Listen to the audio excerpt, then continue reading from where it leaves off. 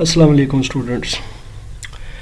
Vital institute of information technology AutoCAD का complete course lecture number 3 है जनाब। और ज़ाहिर है कि विदाउट वेस्टिंग एनी टाइम हम सबसे पहले चलते हैं जी अपने काम की तरफ। ये हमारे पास एक छोटा सा प्लान है, इसके ऊपर मैंने ये चीज़ बनाई है ताकि आपको प्लान के हवाले से कुछ चीज़ मज़ीद क्लियर हो जाए। देखें जी, हमारा जो एक प्लॉट है वो है 45 फीट चौड़ा और 75 फीट लंबा।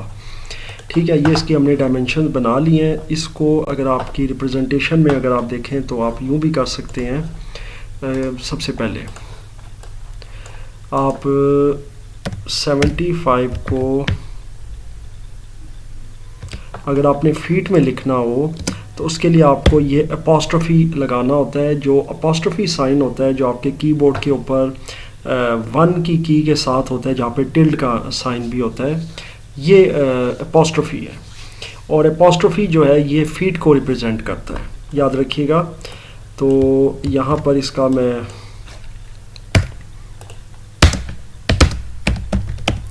ये फीट है जनाब। और इसके अलावा आप समझ लें कि जो कोटेशन है इस तरह की, ये आपकी अभी तो ये स्मार्ट कोट्स में कन्वर्ट हो जाती है क्योंकि हम एमएस वर्ड में मौजूद हैं। वैसे स्ट्रेट कोट्स होते हैं, डबल कोटेशंस। तो ये आपके रिप्रेजेंट करती है इंचेस को।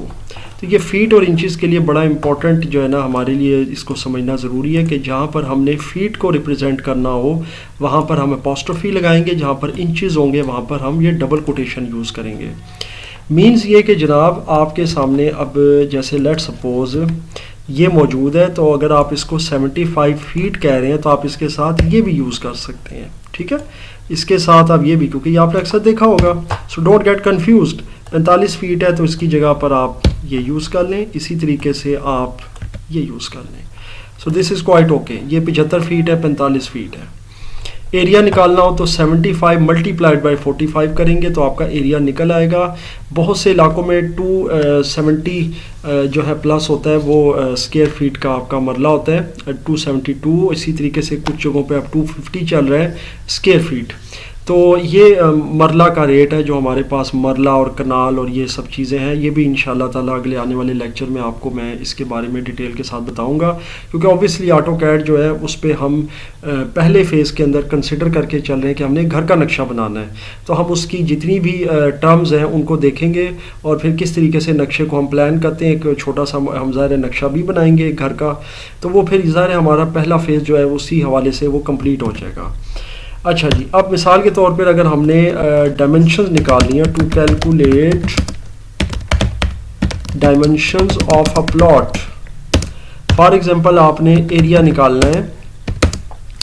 तो एरिया निकालने के लिए आपने क्या करना है, इसकी जो चौड़ाई होती है विड्थ, उसको लेंथ के साथ मल्टीप्लाई कर देना है। इट्स सिंपल, यानी कि आप इसको करेंगे area equal to width times या मल्टीप्लाइड बाय लेंथ। तो जो भी था मिसाल के तौर पर 45 फीट है और मल्टीप्लाई हो जाएगा। मल्टीप्लाई के लिए मैं वही साइन यूज़ करूँ जो मैथ्स में होता है, क्रॉस का, यानी कि यहाँ पे एक्स मैंने टाइप कर दिया है। वैसे तो कंप्यूटर में आपको पता है कि एस्टेरिस्क यूज़ होता है, ठीक है, लेकिन ज़ाहिर है यहाँ पर हम कोई प्रॉपर कैलकुलेशन नहीं परफॉर्म करें, यहाँ पर हम सिर्फ उसको एलेबोरेट कर रहे हैं।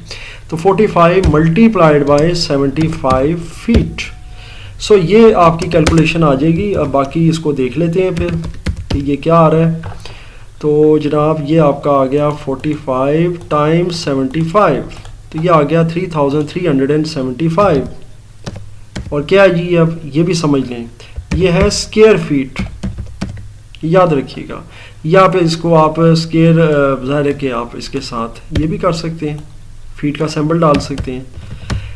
ये स्क्वायर फीट हो जाएगा जनाब। हमेशा याद रखें एरिया का जो यूनिट होता है वो स्क्वायर फीट होता है, और ये बहुत इम्पॉर्टेंट है, याद रखें हमेशा।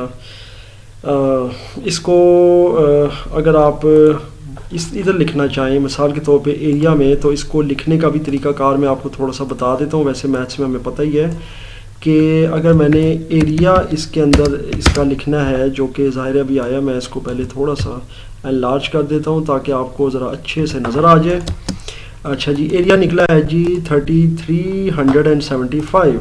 तो यहाँ पर आ जाएगा 3375 यहाँ पर F लगाएं और इसके साथ 2 लगा दें। 2 को आप जो है ना जी वो सुपर स्क्रिप्ट कर दें यहाँ से, तो ये आपका जो है ना स्क्वायर फीट हो जाएगा इस तरह से। तो आप इसको यूँ भी कर सकते हैं। आई एम श्योर आपको ये चीज़ समझ आ गई है। ये आप इसको स्क्वायर फीट भी कर सकते हैं और आप इसको यूँ भी कर सकते हैं। So it's simple. तो स्क्वायर फीट इस तरह भी लिखा जाता है, जिस तरह कि हम मीटर स्क्वायर लिखते हैं स्क्वायर मीटर, तो यहाँ पर हम m लगा देते हैं, तो वो आपको पता है फिज़िक्स के अंदर। इसी तरह हम सेंटीमीटर स्क्वायर करते हैं तो cm स्क्वायर कर देते हैं। तो ये तरीकाकार है जनाब इसका फीट का, कि फ़ीट आप इस तरीके से कर देते हैं कि ये 375 या 3375 स्क्वायर फीट इसका एरिया है। सो ये जनाब यहाँ तक तो चीज़ क्लियर होगी। अब अगर इसको मरला में हमने कैलकुलेट करना है तो मरला में कैलकुलेट करना बहुत आसान है। ये भी छोटी सी चीज़ अंडरस्टैंड कर लेते हैं। एक मरला अगर 272 का है फ़र्ज़ करें, तो यहाँ पर आप लिख लें मरलास। अब क्या होगा जी मरला, तो इसका सिंपल सा तरीकाकार है कि इसको आपने जो फिगर होगा डिवाइड करना है 272 से। We need calculator. सो मैं कंप्यूटराइज कैलकुलेटर ही यूज़ करूँगा क्योंकि ज़ाहिर है मेरा रिकॉर्डेड लेक्चर है, यहाँ पर मैं अपना जो ज़ाहिर एक मैकेनिकल कैलकुलेटर है वो तो यूज़ नहीं कर सकता। सो 3375 और डिवाइड करेंगे 272 से 272, सिंपल। और उसके बाद कर देंगे ओके, तो ये 12.40 आ जाएगा, यानी कि या यूँ कह लें 12 मरला, 12 मरला ये बन रहा है जी आपका। सो ये सिंपल सी कैलकुलेशंस है जनाब। अगर वही 250 के साथ करेंगे तो ज़्यादा मरले उसके निकल आएंगे, ठीक है। तो ये तरीक़ाकार है जी, यानी कि ये टोटल हमारा जो प्लॉट है इस वक्त ये 12 मरले का है और इस पर हमने कंस्ट्रक्शन करनी है, वट एवर जो भी हम बनाना चाहते हैं इसके ऊपर, कमरे और डिज़ाइन वगैरह और सारा कुछ। तो यहाँ तक आई एम श्योर आपको समझ आ रही है। अब आप ये सोच रहे होंगे ज़ाहिर है कि हम ऑटो कैड का कोर्स करें तो हम ऑटो कैड में क्यों नहीं ये चीज़ बना रहे। देखें बहुत सारे हमारे जो हजरात हैं जो ऑटो कैड पर काम करते हैं वो डेफिनेटली उसमें से मैं मेजॉरिटी की बात कर रहा हूँ, जो ज़ाहिर सीनियर्स हैं वो बाकायदा ड्राफ्टिंग से होकर उसमें गए हैं। और ड्राफ्टिंग के अंदर आपको भी पता है कि जो एक मैनुअल ड्राफ्टिंग है, हाथ से प्लान बनाना, बाकायदा नक्शों को समझना, वो बहुत ज़रूरी चीज़ होती है। और फिर जो कोई नए हमारे जो अहबाब हैं ज़ाहिर है कि उन्होंने बहुत कम मैनुअल काम सीखा है, वो डायरेक्टली ऑटो कैड पर ही काम कर रहे हैं। सो बुनियादी तौर पर अगर हम इस चीज़ को सिर्फ ऑटो कैड की हद तक रखना चाहते हैं तो हम ये सारा काम ऑटो कैड में स्टार्टिंग से ही कर सकते हैं। लेकिन इसमें प्रॉब्लम ये आती है कि बहुत सारे बच्चे हमारे ऐसे हैं कि जो एकदम से इन डायमेंशंस को, कोऑर्डिनेट्स को नहीं समझ पाते और उन्हें वो बहुत थोड़ा सा अजीब सा भी लग रहा होता है। वेयर एज जब हम यहाँ पर थोड़ा सा फ्री हैंड बना रहे हैं और इसको ज़रा समझ रहे हैं, उससे ये होगा कि उनको एक नक्शे की टेक्निक समझ आ जाएगी। और फिर जब यही चीज़ प्रैक्टिकली और प्रोफेशनली हम ऑटो कैड में बनाएंगे, बाकायदा तौर पर डोर्स, विंडोज़, वेंटिलेशंस और हर चीज़ उसको प्रॉपर डिफ़ाइन करेंगे फीट्स के अंदर, और आपका जो कवर्ड एरिया होगा पूरे प्लॉट का उसको भी लेकर चलेंगे, तो उनको वो हर चीज़ आसानी के साथ समझ आ जाएगी। तो ये थोड़ा सा बेसिक्स को लेकर चलने का मकसद यही है कि ताकि आपको ये चीज़ें जो हैं ये इन डेप्थ समझ आएँ। अगली चीज़ जो किसी भी प्लॉट के ऊपर प्लान बनाने के लिए हमें ज़रूरत पड़ती है ज़ाहिर है, और वो हमें चाहिए, मैनुअल टूल्स को तो एक तरफ कर दें, वो तो डेफिनेटली अब इतने ज़्यादा यूज़ नहीं होते, बहुत कम लोगों के पास ही होते हैं। वैसे सिविल इंजीनियर्स के पास होते भी हैं क्योंकि वो उनके शोबे का तकाजा भी है और वो उनके पास होते हैं। लेकिन ज़्यादातर लोग जो ऑटो कैड पर काम करें उनके पास कम ही ऐसे टूल्स होते हैं, तो वो ज़ाहिर है सारा काम ऑटो कैड पर ही कर रहे होते हैं, तो they don't need those tools quite frequently.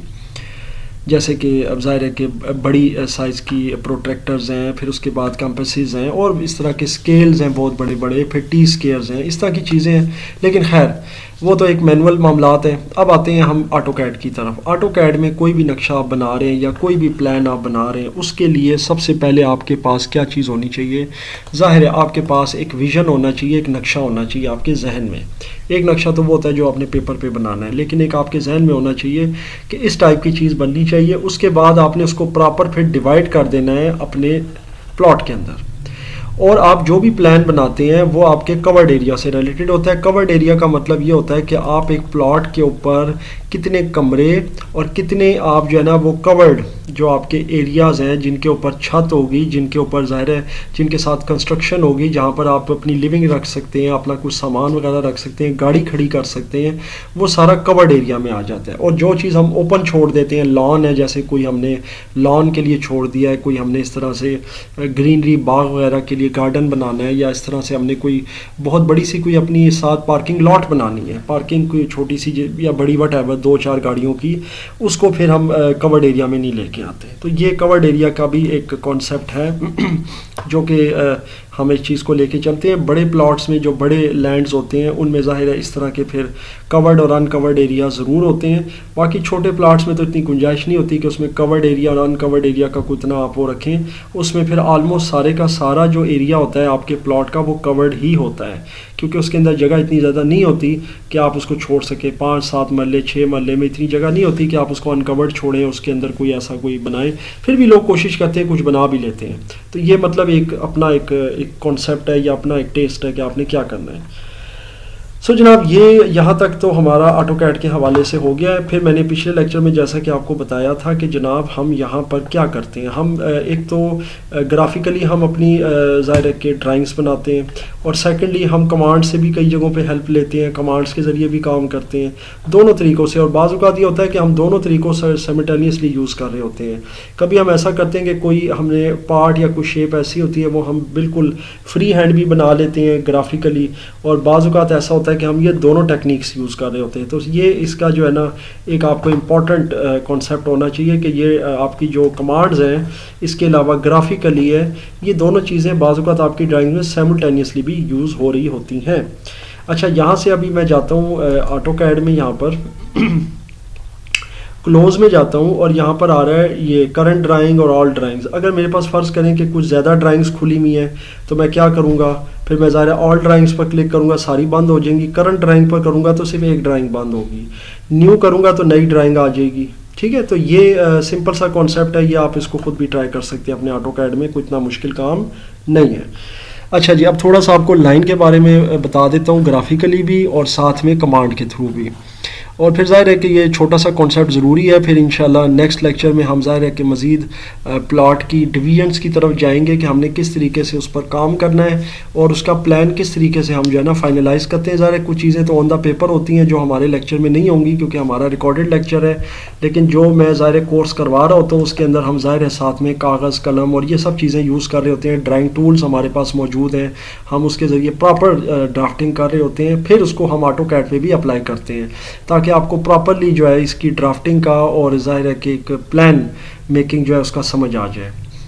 अच्छा जी, अब इस लेक्चर की एक चीज़ और इनफैक्ट लास्ट जो है वो ये बताता चलूँ कि हम किस तरीके से साइमल्टेनियसली काम कर सकते हैं, यानी कि लाइंस कमांड के साथ भी और ग्राफिकली भी। जैसे मिसाल के तौर पर ये आपके सामने लाइन का टूल है होम ये टैब के अंदर, तो आप यहाँ से जब लाइन का टूल लेते हैं तो वो आपको देखें आपकी कर्सर के साथ कह रहा है स्पेसिफाई फर्स्ट पॉइंट। आपने पहला पॉइंट यहाँ पर देना है, तो आप पहला पॉइंट क्या देना चाहते हैं आप यहाँ से मैनुअली दे सकते हैं। मिसाल के तौर पे पहला पॉइंट आप देना चाहते हैं 5, ये पॉजिटिव में चला जाएगा। उसके बाद आपने टैब प्रेस करना है, उसके बाद आपने ज़ाहिर है कि उसका कोई दूसरा पॉइंट देना चाहते हो तो लॉक हो गया पहला, वो देखें साथ उसके लॉक की भी ऑप्शन आ रही है। दूसरा मैं देना चाहता हूँ 8, इसके बाद जनाब मैं करूँगा एंटर, तो ये जनाब आपकी जो लाइन है वो उस तरह से वहाँ से स्टार्ट हो जाएगी। एस्केप कर दूंगा ख़त्म हो जाएगी, ठीक है, एंटर कर दूंगा वहाँ से भी इस तरह ख़त्म हो जाती है। तो ये तरीकाकार है, हो सकता है आपको ये चीज़ सही समझ ना आई हो। अब मैं आपको इसको मैनुअली भी यानी कि फ्री हैंड भी समझाता हूँ और बाकायदा कमांड के साथ भी। देखें लाइन ली है मैंने टूल, यहाँ पर मैं क्लिक करता हूँ, मैं कहीं भी क्लिक कर रहा हूँ। अब मैं ये आप देख सकते हैं कि मैं नेगेटिव एरिया में जा रहा हूँ, ये सारा एरिया एक्स का नेगेटिव है और ये सारा एरिया वाई का नेगेटिव है। अब मैं इधर कहीं क्लिक कर रहा हूँ, उसके बाद मैं लाइन लेके जा रहा हूँ यहाँ तक। ये आप देखें कि मैं माउस को जैसे मर्जी मूव करूँ लाइन स्ट्रेट ही बन रही है। ये लाइन, ये बन गई लाइन। इसके बाद वो यहाँ पर मुझे कुछ मजीद एंगल्स के बारे में बता रहा है। ये आप देखें बाकायदा प्रोट्रैक्टर जिसको आप डी भी कहते हैं वो आ रही है, लेकिन आप यहाँ एंटर कर दें सिंपल, तो ये लाइन यहाँ पर एक ड्रॉ हो जाएगी। सिंपल, ये फ्री हैंड ड्राइंग है। इसी तरीके से आपने यहाँ से कोई लाइन ड्रॉ करनी है, इधर से सॉरी एस्केप कर देते हैं, यहाँ से लाइन ड्रॉ करनी है कोई भी मतलब डायगोनल। आप अगर डायगोनल ड्रा करना चाहते हैं, एक मिनट इसको मैं डायगोनल ड्रा करना चाहते हैं तो ये डायगोनल ड्रा नहीं होगी। आप देखें, आप जो मर्जी कर लें ये स्ट्रेट जा रही है। अगर आप इसको बहुत नीचे लेके आते हैं तो फिर ये यूँ हो जाएगी, यानी ये या तो यूँ जा रही है 180 पे लेफ़्ट साइड, या नीचे जा रही है -90 पे। तो ये थोड़ा सा बाज़ात मसला होता है कि जी आप इसको डायगोनल कैसे बनाएंगे। इसको आप एस्केप कर दें। यहाँ पर आपने ये देखना है कि नीचे से आर्थो का मोड ऑन तो नहीं है। आप ये चेक करें, ये देखें यहाँ आपको नीचे ये जो स्टेटस बार है, इसको स्टेटस बार कहते हैं। यहाँ पर आपको कोऑर्डिनेट्स का भी स्टेटस नज़र आएगा। ये भी आपको मैं लगे हाथों बता देता हूँ कि ये आपको एक्स कोऑर्डिनेट्स बताएगा। ये देखिए अभी मैं नेगेटिव में था, उसने पूरे कोऑर्डिनेट बताए हैं। अभी मैं इधर जा रहा हूँ, ये पॉजिटिव में बता रहा है। ये पहले कोऑर्डिनेट एक्स के हैं, दूसरे कॉमा के बाद जो कोऑर्डिनेट है ये वाई के हैं, और ये वाले जो कोऑर्डिनेट 0 0 बता रहा है ये कोऑर्डिनेट आपको नहीं बताएगा क्योंकि ये जी के कोऑर्डिनेट होते हैं। ये 3 डायमेंशंस के अंदर फिर हम यूज़ करते हैं। जब 3D ड्राइंग्स की तरफ हम जाएंगे तो फिर ये कोऑर्डिनेट्स भी आपके अनेबल हो जाते हैं, और फिर वो जी कोऑर्डिनेट पर आपको बताता है जिसमें लाइन और यानी कि लेंथ और विड्थ के साथ साथ डेप्थ भी आ जाती है, ब्रेथ भी आ जाती है। तो वहाँ पर फिर जी कोऑर्डिनेट्स भी आपको बताएगा कि जनाब ये किस डायमेंशन की तरफ जा रहे हैं। अच्छा जी, तो इसी स्टेटस बार में हम यहाँ पर चौथे नंबर पे आएंगे। तो ये ऑर्थो मोड है, इसकी शॉर्टकट है F8। ये आपका क्लिक हुआ हुआ है। अभी मैंने दोबारा क्लिक किया तो आप देख सकते हैं ग्रे हो गया ये, इसका मतलब ये डिसेबल हो गया है। अब आप ये लाइन टूल लेते हैं और आप क्लिक करते हैं कहीं भी, और आप ये देख सकते हैं आप किसी भी एंगल पर यानी डायगोनल किसी भी जगह पर आप ये लाइन जो है वो ड्रॉ कर सकते हैं। ये देख लें आप, अभी मैंने एक ट्रायंगल बनाया और यहीं पे मैं एंटर कर दूंगा, या राइट क्लिक करके भी एंटर कर सकता हूं। तो यहाँ पर ये मेरा एक सिंपल सा ट्रायंगल जो है जैसा भी है, जिस भी एंगल पर है, जिस भी कोऑर्डिनेट पर है, अभी फ़िलहाल मैं फ्री हैंड बना रहा हूँ तो ये बन गया है। अगर अदरवाइज़ अगर ये ऑर्थो का मोड ऑन होगा तो फिर ऑर्थो का मोड ऑन होने की वजह से लाइन आपकी बिल्कुल स्ट्रेट बनेगी और वो स्टिक टू रहेगी उसके पाथ के, वो बिल्कुल भी वो टेढ़ी मेढ़ी नहीं होगी जिस तरह नॉर्मली हम लोग वो हो जाती है। तो यहाँ से अगर आपने स्ट्रेट लाइंस बनानी हो, स्ट्रेट जिस तरह से आपने रेक्टेंगल्स बनाने हैं, तो फिर आप इसी को यूज़ करते हैं। ये देखें, ये उसने उसको स्नैप कर दिया है, यहाँ पर एंटर करेंगे यहाँ ख़त्म कर देगा। ये स्ट्रेट लाइंस है। ये थोड़ी सी यहाँ से जो है ना वो ख़राब इसलिए हुई है क्योंकि ये पॉइंट और इस पॉइंट में थोड़ा लेंथ का फ़र्क था। तो जब मैं नीचे लेके आया हूँ तो स्नैप ऑन थी। इधर स्नैप का भी एक ऑप्शन होता है, वो भी इंशाल्लाह आपको आने वाले लेक्चर में बताऊँगा कि क्या होती है। सो ये ऑर्थो का मोड है और ये बड़ा इंपॉर्टेंट और इंटरेस्टिंग मोड है कि इसके ज़रिए आप लाइंस को स्ट्रेट रख सकते हैं। एक तो ये तरीका हो गया। दूसरा तरीका इसकी कमांड के साथ है कि आप यहाँ पर सिंपल LN की कमांड टाइप करके एंटर कर देंगे, फिर वो यहाँ से आपको कहेगा कि अच्छा जी सॉरी यहाँ पर ये अननोन कमांड है, तो आप पूरी लाइन कमांड टाइप कर दें। उसके बाद वो कहेगा स्पेसिफाई करें जी फर्स्ट पॉइंट। अब स्पेसिफाई फर्स्ट पॉइंट आपने क्या करना है, जाहिर है आपको एक्स और वाई कोऑर्डिनेट्स देने हैं। तो फर्स्ट पॉइंट का मतलब होता है एक्स और वाई कोऑर्डिनेट्स का पहला पॉइंट। तो एक्स में दे देता हूँ जी 20 और टैब के बाद में दे देता हूँ वाई कोऑर्डिनेट लेट्स सपोज 35। चलें जी, और उसके बाद एंटर करता हूँ तो ये पहला पॉइंट देखिए उसने स्पेसिफाई कर दिया है वहाँ से। और उसके बाद वो कह रहा है अगला पॉइंट बताएं जी कहाँ से लेना है। अब अगला पॉइंट मैं इसको बता देता हूँ, जैसे कि एक्स है जी 16 और उसके बाद फिर आगे जाके वट एवर अगर आप अंडू करना चाहते हैं यहाँ पे एंटर कर दें, स्केप कर दें, तो वो लाइन उस तरह की उसने ड्रॉ कर दी है। तो ये छोटी छोटी चीज़ें हैं जिनको आप अंडरस्टैंड कर सकते हैं। कुछ ऑटोकैड के वर्जन है जिनमें LN की कमांड भी चल जाती है, यहाँ पर ये अननोन है इस वर्जन के अंदर। तो आप पूरी कमांड टाइप करेंगे लाइन की और उसके बाद वो स्पेसिफाई करेगा पहला पॉइंट। अच्छा, इसको मैं अब इस लेक्चर के आखिर में एक चीज़ क्लियर करता चलूँ। पहले तो यहाँ पर अगर आपने कमांड कैंसिल करनी है तो एस्केप आप प्रेस कर दें, एस्केप की से ये कैंसिल हो जाएगी। अच्छा जी, अब आपको एक चीज़ समझा दूँ कि पॉइंट क्या होता है इसके अंदर, क्योंकि ये लास्ट चीज़ है इस लेक्चर की और आपको समझनी चाहिए। Point means a complete dot. एक कंप्लीट डॉट होता है, जैसे आपको ये डॉट नज़र आ रहा है, ये एक पॉइंट है और इसकी एक दो हमेशा डायमेंशन होंगी एक्स और वाई। अक्सर बच्चे इसमें कंफ्यूज होते हैं क्योंकि हमारे लेक्चर्स में अक्सर ये मैं देख रहा होता हूँ कि जब पॉइंट्स की बात होती है हम कहते हैं जी कि पॉइंट डिफाइन करें, तो वो कभी एक्स का पॉइंट दे देते हैं, कभी वाई का दे देते हैं। जब भी आपसे वो पॉइंट रिक्वायर करेगा कि जी पॉइंट को डिफाइन करें तो उसमें एक्स और वाई दोनों कोऑर्डिनेट्स आपको देने होंगे। फॉर एग्जांपल आप देंगे 30 और 60 या कुछ भी वट एवर, तो 30 एक्स को रिप्रेजेंट करेगा, 60 वाई को करेगा। ये दोनों कोऑर्डिनेट मिलकर एक पॉइंट बनाते हैं। तो पॉइंट के अंदर ये दोनों कोऑर्डिनेट्स डिफाइन करने होते हैं। सो आई एम श्योर आपको इस लेक्चर में मेरी कोशिश थी कि जितना मैं आपको ये बेसिक्स और इस हवाले से समझा सकूं। फिर जाहिर है कि अगर हम डिटेल में जैसे जैसे जाएंगे वो फिर एक लेक्चर में बहुत ज़्यादा हो जाता है, जो कन्फ्यूजन को भी क्रिएट करता है। फिर भी मज़ीद कोई किसी जगह पे कन्फ्यूजन हो, आपको कोई चीज़ ना समझ आई हो, तो वो मुझसे आप ज़रूर शेयर कीजिएगा। इंशाअल्लाह ताला आने वाले लेक्चर्स में मैं उनका तज़किरा भी करूँगा, फिर उसको मैं हो सकता है कि आगे री एक्सप्लेन भी करूँ।